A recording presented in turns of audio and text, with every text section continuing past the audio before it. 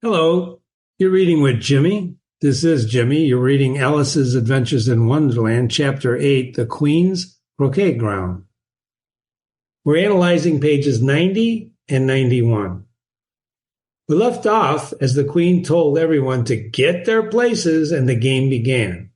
So I want you to think about they're supposedly going to be playing croquet. Okay? What kind of game is this?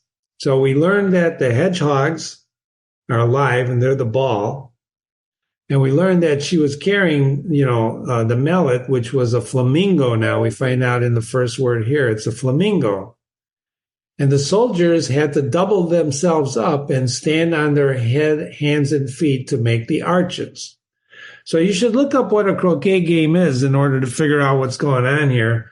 And we have the soldiers, right, doubling themselves up to make the arches. So you're trying to put a ball through an arch. But the ball is a hedgehog, the mallet is a flamingo, and the arches are the other card, the soldiers, the cards. They're bending, they double themselves up to form an arch. The chief difficulty Alice found at first was in managing her flamingo. She succeeded in getting its body tucked away comfortably enough under her arm with its legs hanging down, but generally, just as she had got the neck nicely straightened out, because remember, she got to hit the hedgehog with the flamingo's head, and was going to give the hedgehog a blow with its head, the flamingo, would twist itself around and look up at her in her face, and with such a puzzled expression, she couldn't help but busting up laughing. So the flamingo's looking at her like, "What are you doing?" So she's laughing. And when she had got its head down and was going to begin again, it was very provoking to find that the hedgehog had unrolled itself. So the hedgehog unrolled itself and was in the act of crawling away. Holy mackerel, what's going on here? What kind of game is this? What kind of game is this? This is not the croquet you see or have played before. And it was crawling away. Besides all this, there was generally a ridge or a furrow in the way whenever she wanted to send the hedgehog to. And it doubled up. And the doubled up soldiers were always getting up and walking off to other parts of the grounds. In other words, chaos. Ladies and gentlemen, I can't describe this game in any other way, which we're going to talk about when we're done analyzing these pages, except with that one word, chaos. We've seen chaos before. We've seen it at the Tea Party. We've seen it, when she was dealing with the Duchess and the little piggy. Things that, the cook is throwing stuff at her. Wonderland is a chaotic place. Guess what?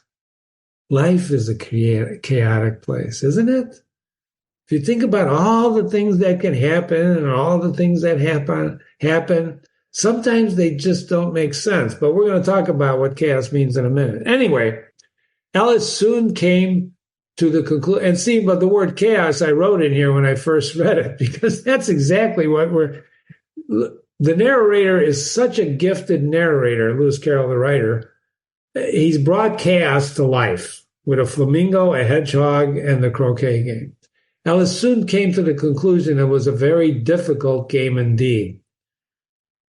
This story is about a girl coming to terms with who she is, finding herself, and experiencing life. And what she really means here is that Alice soon came to the conclusion that it was a very difficult game. Life is a very difficult game. So the players all played at once without waiting for turns, quarreling all the while and fighting for the hedgehogs. And in a very short time, the Queen was in a furious passion and went on stamping about, shouting, "Off with his head! Off with his head! Off with her head!" About once every minute. Every minute, she's off with her head. Alice began to feel very uneasy. Uh-oh. What's starting to set in? If you're uneasy, what's starting to set in? Fear, perhaps. To be sure, she had not yet had the dispute with the queen, but she knew that it might happen any minute. And then, Alice thought, what would become of me? They're dreadfully fond of beheading people here. The great wonder is that there's anybody left alive.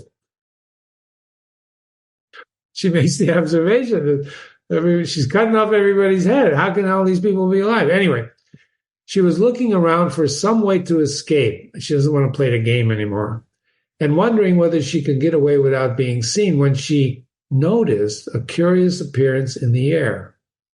It puzzled her very much at first, but after watching a minute or two, she realized she made it out. What did she make it out to me? A grin. And then she said to herself, it's the Cheshire Cat.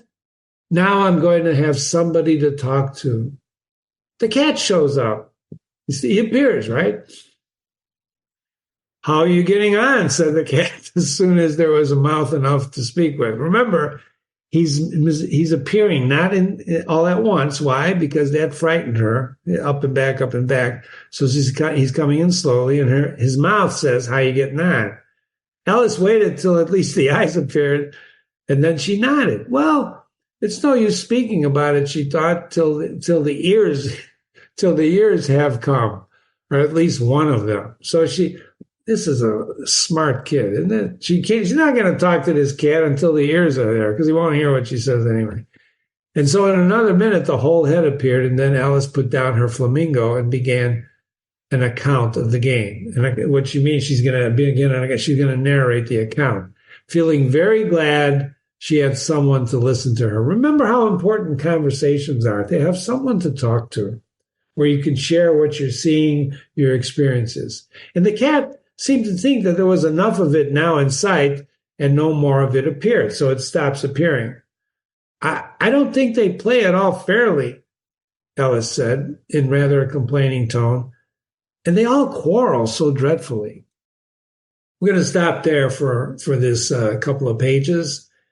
And I want you to think what she's really commenting on. She's talking about life. She's talking about how unfair the game is. Everybody's quarreling. If you're a kid, you see adults. Sometimes adults quarrel all the time. You don't know why. You yourself, if you're a kid, quarrel. Any case, I want to explore chaos. See this word here? I want to explore chaos, because what you're witnessing is chaos. Flamingos, hedgehogs, cards, running around, no rules, right? What is chaos? I'm not going to read all this for you. You should Google chaos theory. Just read the first sentence. Chaos theory describes the qualities of the point at which stability moves to instability order moves to disorder. Would you agree that that's what you experienced by reading what happened at the croquet game? You had stability, which we thought was croquet, move to instability. And unlike the behavior of a pendulum, you know what a pendulum is? It goes up and back perfectly, which is predictable. A chaotic system doesn't settle into a predictable pattern due to, here's a big word, nonlinear processes. In other words, nothing is a straight line. Everything looks chaotic. If you ever looked at the ocean hitting the beach, the waves, they're always different. It looks like chaos. In fact, waves are often used, ocean waves are often used to describe chaos. Okay? They give you examples in here as a waft of smoke or an ocean turbulence. Chaoses are characteristically sensitive to initial conditions. And you can read the rest of this. But there's a pattern to chaos. It's a secret pattern. It's a pattern that reveals itself over time. For example, look at the bottom here. Some striking features, all right, of patterns in nature are crystals, of snowflakes. If you ever look at, you go, snowflakes are all different. Of course they are. But they're marvelous examples of chaos theory, right? Because they become, they're water that suddenly becomes a pattern. It's the same thing. It's a water droplet that freezes and suddenly takes on a shape of a pattern in the patterns. So further, if you think about this, there's what they call the butterfly effect. You can Google that too. This is the idea that small, trivial events may ultimately result in something much larger. So if a butterfly flaps his wings on the other side of the world, it causes a hurricane over here. In other words, everything is related. You may not think it's related. You may not see the pattern. It may look to you as chaos, but there's chaos. Underneath chaos is a pattern. You just don't have, Jimmy doesn't have, most people don't have the wherewithal to figure out the pattern immediately. That's why you have to broaden your horizons and study mathematics and study English literature for what it is and study life. Because life may seem very turbulent. You may see, Jimmy, what are you talking about? How can what I do in the morning affect me? Well, eat something rotten for breakfast. It's going to affect you the rest of the day. And you might not even know it till the evening and say, what the heck is that? And you might trace it back, or you may not trace it back. You may trace it back to the punch in the stomach you received throughout the day. I don't know. But I want you to read the next quote, okay? It's a very important quote. Every day, every hour, every moment, examine yourself closely to see that your appearance is seemly. You may, for instance, pass a small child. Your face may be angry, and you may be uttering wicked words, and there may be rage in your heart, and you may not even notice the small child, but as long as the child sees you in this state, that unseemly and ugly picture may become engraved in the innocent little heart. Children are impressionable, right? You know this. We all were. So without knowing it, you don't even know it, right? You may have sown an evil seed and perhaps will sprout a child, right, within that child. And all simply because you didn't exercise control of yourself before the child, because you failed to cultivate within yourself a considerate and active love for others. I'm not going to tell you who said that. It's a great quote. You can look it up if you want. What he's saying here is basically your response. You don't even know when people are looking at you. I remember my wife and I, we were at a supermarket, and I saw a father reaming out his young child, just reaming him out. This is a 10, 11-year-old kid. He was just yelling at him for apparently whatever reason. Maybe he picked up the wrong canned good. I don't know. The kid, and his eyes were down. He was shaking. And the father publicly is just yelling at this kid. My wife had to control me because I was about to go up there and stop that. He stopped himself, grabbed the kid, and walked out the store.